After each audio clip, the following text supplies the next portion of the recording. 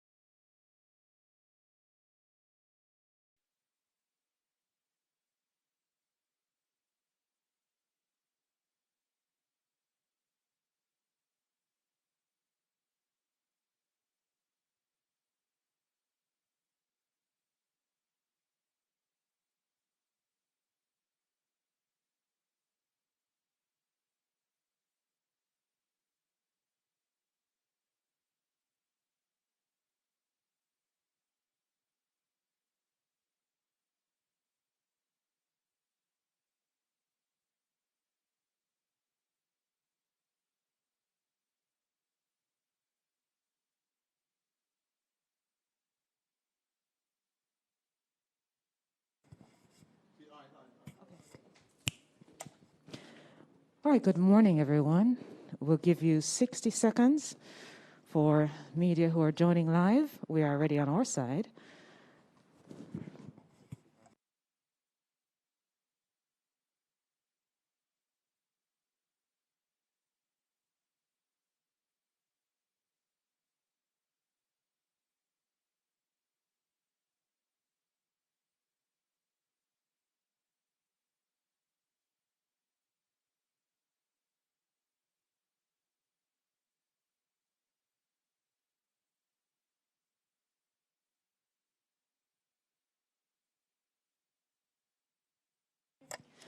Good morning, everyone. It's 18 minutes past 8 o'clock in Kingston, Jamaica, and welcome to our live press briefing with Prime Minister, the Most Honorable Andrew Holness from the Media Center here at Jamaica House. With the Prime Minister this morning, we have the Honorable Dr. Horace Chang, the Deputy Prime Minister and Minister of National Security. The Honourable Robert Nesta Morgan, the Minister without portfolio in the Office of the Prime Minister with responsibility for information. The Honourable Xavier Main, the State Minister in the Ministry of National Security. Rear Admiral Antoinette Weems-Gorman, the Chief of Defence Staff. Major General Anthony Anderson, the Commissioner of Police. Dr. Derek McCoy, the country's Attorney General, and other dignitaries here. The Prime Minister is here. May we ask those inside to be seated. And we say good morning, Prime Minister.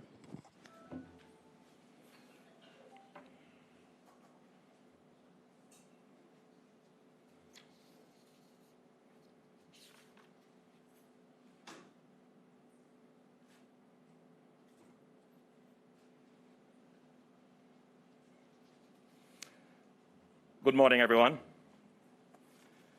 After careful consideration and review of the current crime situation, His Excellency, the Governor-General, has declared a state of public emergency for the parish of St. Catherine. The Commissioner of Police and the Chief of Defence Staff will give the boundaries and other specifics relating to the operations of the state of public emergency so declared. I decided to advise the Governor-General to make such a declaration on the recommendation of the Chief of Defence Staff and the Commissioner of Police. Today, I will give the public a strategic understanding of the actions of the government as it relates to crime fighting and dealing with violence in the society.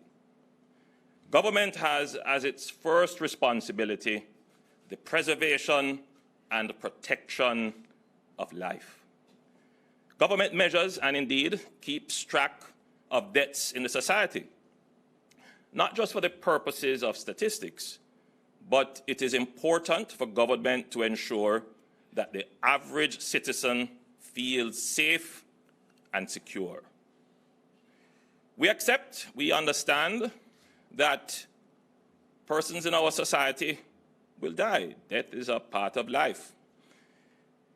You know, people die every day from natural causes, for health reasons, from accidents and motor vehicle crashes. But even then, the government still measures it. It keeps a track. And the government, for example, is always very concerned when we see Jamaicans dying from non-communicable diseases, for example, such as hypertension, diabetes, and other such diseases. And in fact, if deaths related to health reach a certain level, we sound an alarm. We call for emergency measures, such as we did during the COVID-19 pandemic. Most countries globally did so, and this was clearly justifiable. There would be no issue as to whether or not we should institute emergency measures to preserve life in those circumstances. However, there is another set of circumstances which cause death, and this is violence. Violence is pretty much a disease and should be treated as such. It is a disease. And indeed, in our society, unfortunately, we have come to accept violence, if not normalize violence.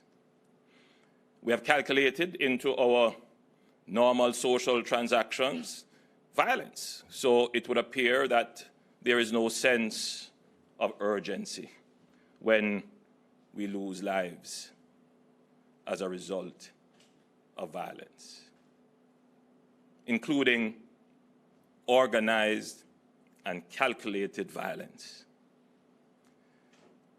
As it relates to death as a result of criminal activity, gangs, there are three actors that we have to pay attention to.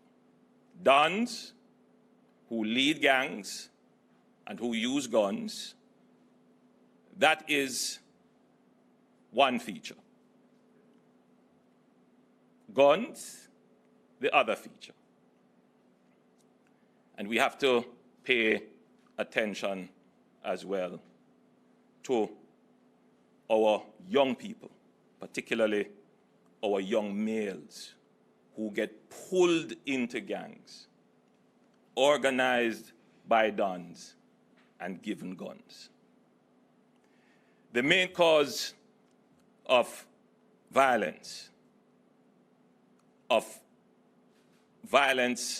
that creates the kind of fear, indeed terror, that we are seeing in some communities is as a result of the organized criminal activity of gangs and guns, and the young men in particular that they recruit. So the government of Jamaica has to act. The government of Jamaica cannot sit by and see innocent Jamaicans going about their business on their way to work or from the market and having to be scurrying for their lives.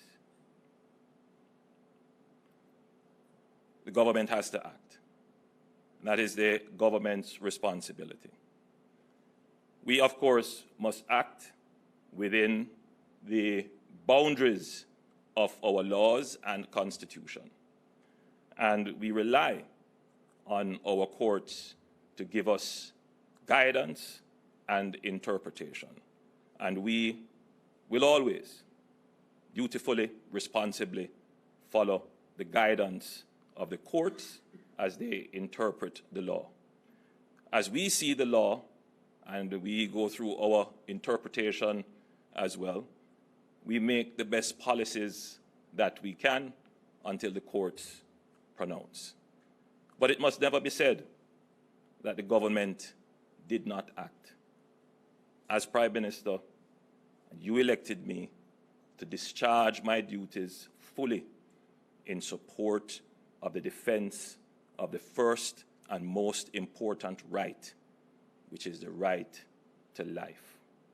I thank you, ladies and gentlemen, and I invite the Commissioner of Police to give further details.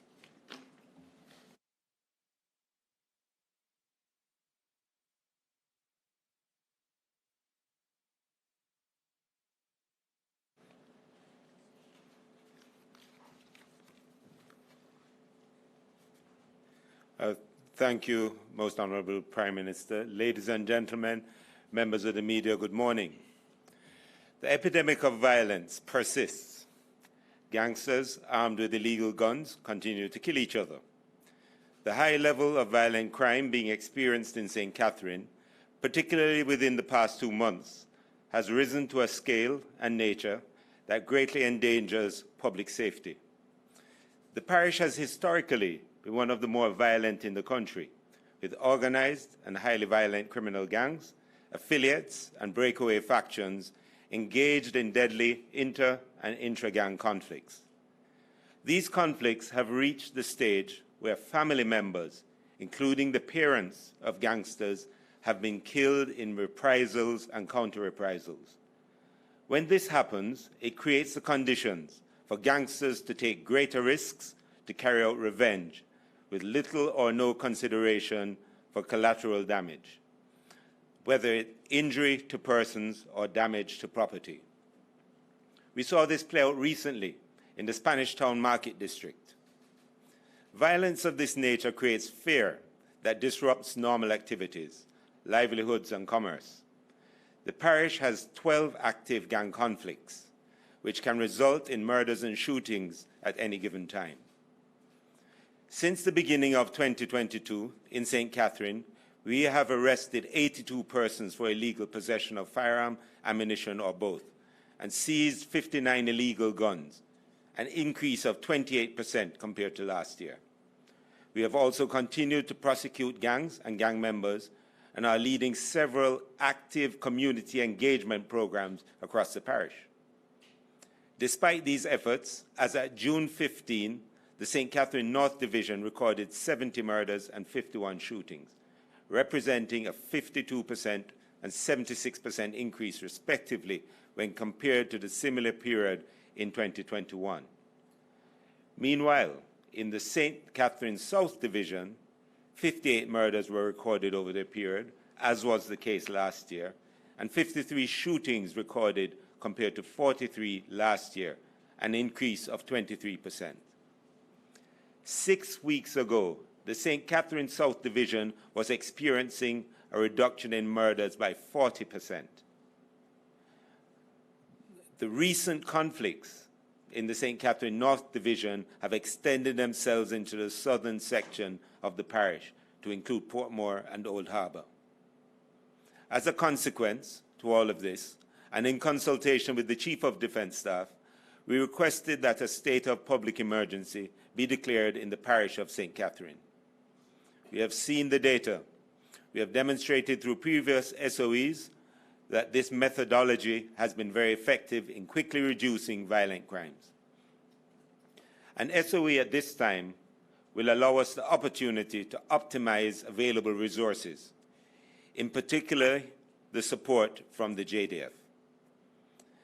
As we advance the strategies to reduce crime and violence across all police divisions, we continue our focus on gangs, guns, and gunmen.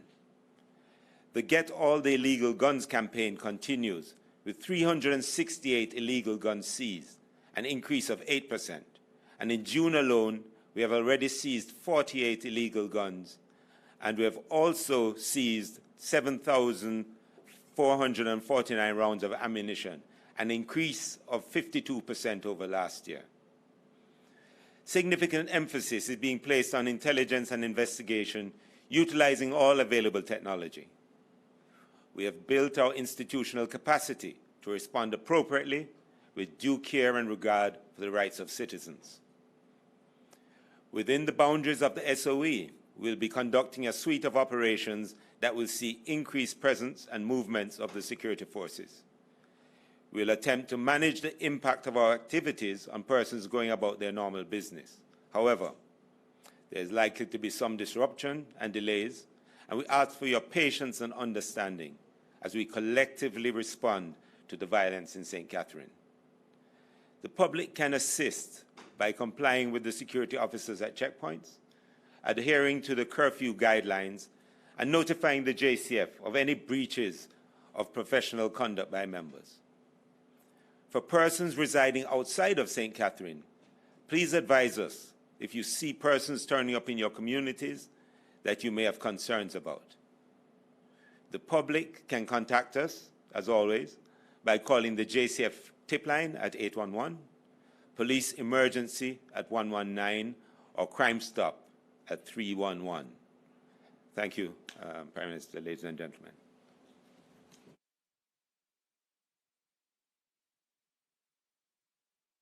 Thank you, Commissioner. I now invite the Chief of Defence Staff to give further details on the SOE as declared in St. Catherine. CDS. Thank you, Prime Minister. Thank you, Prime Minister, ladies and gentlemen, members of the media, good morning. Following the acceptance of the recommendation for the imposition of a state of public emergency, I will now provide the boundaries of the area being declared. To the north, the boundary extends in a westerly direction along the shared borders of St. Catherine, St. Mary, and St. Anne to the point of the intersection of St. Catherine and Clarendon. To the east, the boundary starts at the easternmost point of St. Catherine at the coastal intersection of the parish boundaries of St. Catherine and St. Andrew. The eastern boundary then extends in a northwesterly direction along the shared parish boundaries of St. Catherine, St. Andrew, and St. Mary. To the south, the boundary continues along the entire coast of St. Catherine and back to the easternmost point of the shared coastal boundary of St. Catherine and St. Andrew. Finally, to the west, the boundary extends in a southeasterly direction along the shared parish boundary of St. Catherine and Clarendon to the coast. This is essentially the entire parish of St. Catherine. While we acknowledge that persons may be concerned about the implications of the internal security operations that occur under a state of public emergency, citizens can be assured that the JDF will operate within the parameters of their training and resources to ensure the protection of the human rights of all Jamaicans. The purpose of these operational activities is not to inconvenience citizens, but rather to add a robust element of security for law-abiding citizens while we work earnestly to rid the communities of criminal elements. We therefore ask that the citizens who live, work, or travel within the areas impacted by the SOE cooperate with the members of the security forces on the ground. We are all working to a common goal of making Jamaica a safer place, and this can only be achieved through a unified effort. So I endorse and reinforce the words of the Commissioner of Police to ask citizens to engage us through the various means of providing information to assist in ridding your communities of crime and violence. Thank you.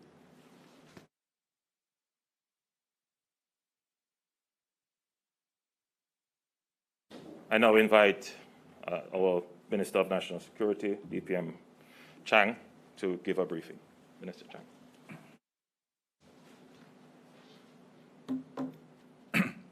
Thank you, Honourable Prime Minister, Commissioner of Police, Major Anthony Anderson, and our Chief of Defence Staff, ladies and gentlemen.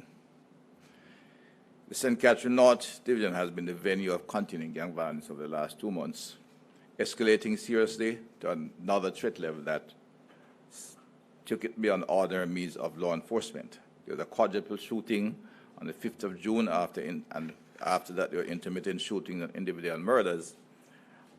Another day of 5 murders took place on the 14th of Tuesday the 14th. There are reports of increasing extortion and threats to law-abiding citizens, indicating a level of intolerable violence within the community of St. Catherine, in particular urban St. Catherine. The criminals are terrorizing our citizens, inducing fear to our citizenry within the community. These criminals are dynamic and heavily armed, moving through many areas of the community in popular vehicles, areas where they are known by the citizenry and are expected to move, but are in fact members of gangs intertwined within the space of the community. Necessary laws to remove these violence producers is embedded within our state of public emergency. To remove them and stabilize the community. The gangs are embedded within the communities. They are members of the community. There are several large gangs across northern St. Catherine. In particular, in northern St. Catherine, there are 2 big organized units that have, in fact, had persistent criminality in the area. On this basis, the Honourable Prime Minister accepted the advice of the Chief of Police and the Chief Defence Force and advised the Governor General to declare a state of emergency within the area. The violence produced in this area need to be removed immediately to restore order and restore public safety. The security force will find the violence producers. We know where they are. We'll apprehend them and restore calm and public order. The Ministry of National Security provides the required support to the police force. We'll take every step and give every effort and provide the rest of the resources to remove these murderers and violence producers within the community. They are working hard and are impacting on the situation across the country, but these gangs embed the community, whether it's wildlife or clans, unruly or one other, and many others out there. We'll find them, we'll dismantle them, and remove the criminal elements from our community. The level of violence and the number of violence producers out there cannot be managed within normal law enforcement activities. The police, security forces require this kind of legislation and legal support to remove them at this point in time. And they'll be kept under continuous review, and the Prime Minister advised as to the station within the St. Catherine space. I thank you, ladies and gentlemen.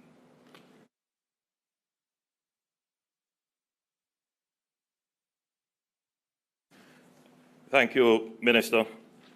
So, by this action, we have formally declared a state of public emergency, and we now so advise for the parish of St. Catherine.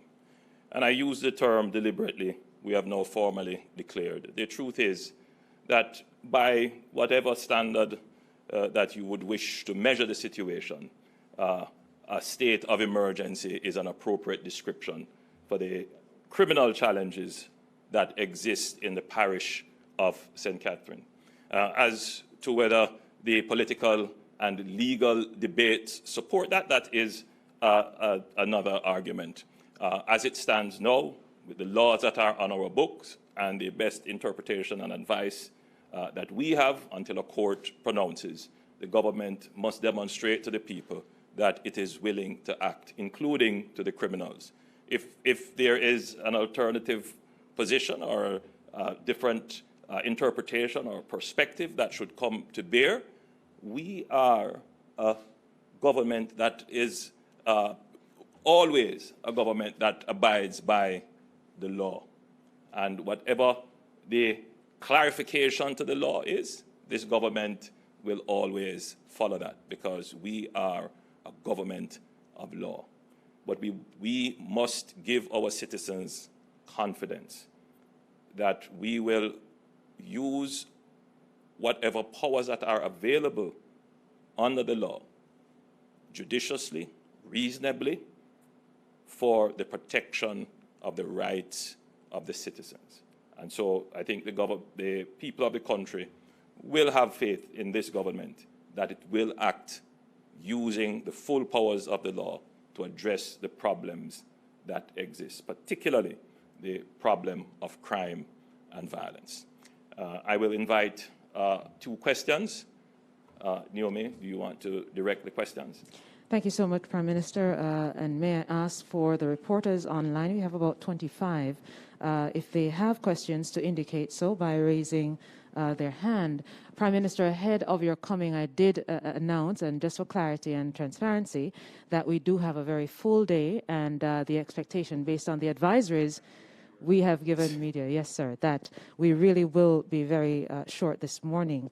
And so let's see who we have online. Is that Mr. Gavin Riley that is on? Oh, he lowered his hand. Okay, Ms. Zara Burton, good morning. Good morning. My question is for Dr. Chang. In terms of the report from the Integrity Commission some months ago now, where Minister Bunting, at the time, Minister Bunting and Minister Montague had approved firearm licenses for people who were unfit. Question to Dr. Chang, in his capacity, have you ever, after initially being deemed unfit by FLA, have you ever approved gun licenses for people with criminal traces? Absolutely not. Okay, thank you. Thank you, Dr. Chang. Our final question then, Mr. Siobhan Campbell, Nationwide.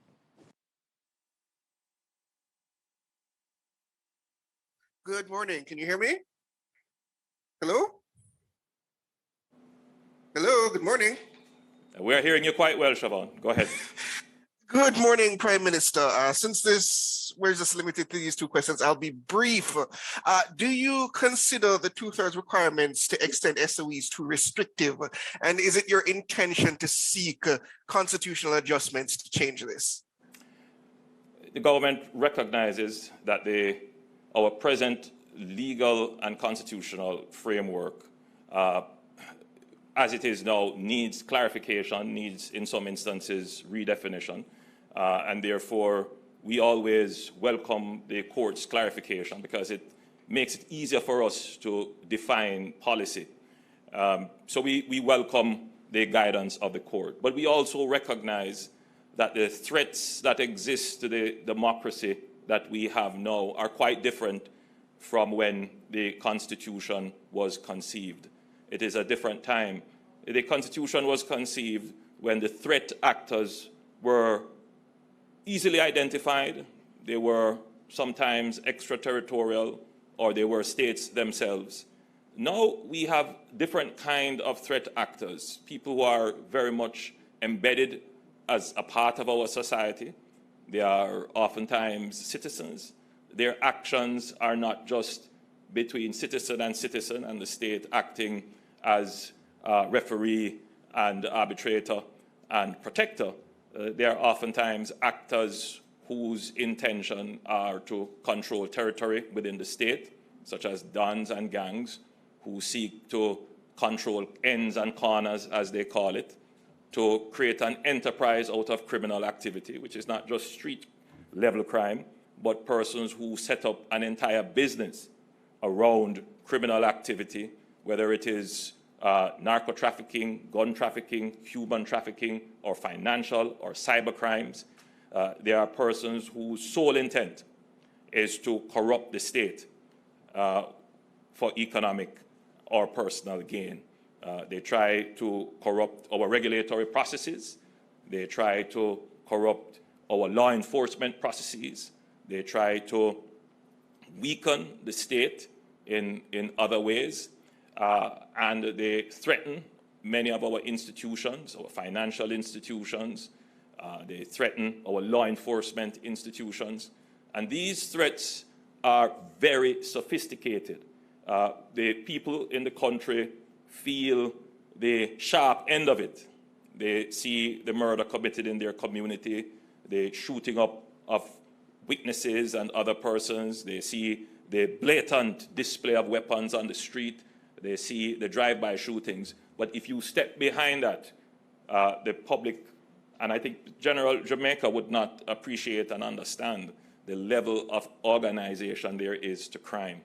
And once it reaches that level, it is not your normal law enforcement that has to treat with that. The state has to be given exceptional powers to treat with that. My great worry about it is that we have come to accept this as normal. We view ourselves as Jamaicans as part of the global community of people who are, liberal democracies with the strength of the rule of law, not acknowledging for over decades this has been allowed to be undermined by the entrenchment of organized criminal activities. The government is using the laws that are on our books. One thing we have done as a government, and we cannot be criticized for, is to turn back the clock to use our security forces in an extrajudicial way. We don't believe that we can create law and order by ourselves being disorderly and lawless in the exercise of our duties. So in using the exceptional powers, we have gone over and beyond to protect the rights of citizens. And we always want to know if there are things we can do better, and if the court can advise us and direct us as to how we can do better. But in the interim, no one in Jamaica can say that Prime Minister Andrew Holness did not act and did what was necessary to protect innocent lives. I speak for the innocent citizens of the country. If others want to speak for the people who are creating crime or create opportunity of blanket and protection for them to hide behind, that's their business. But you know that I care about your safety and your security, and this government is doing what it has to do. Ladies and gentlemen, I thank you. Thank you so much, Prime Minister. Thank you so much to our Deputy Prime Minister, the Honourable Dr. Horace Chang, as well as the Honourable Robert Nesta Morgan, the Minister without Portfolio in the Office of the Prime Minister with responsibility for information. We also had with us the Honourable Xavier Main, the State Minister in the Ministry of National Security, Rear Admiral Antoinette Weems-Gorman, the Chief of Defence Staff, Major General Anthony Anderson, the Commissioner of Police, Dr. Derek McCoy, the country's Attorney General, and of course other support staff. Thank you so much for joining us this morning. The news of the day: the parish of St. Catherine declared a state of emergency. May we wish you a good day, everybody.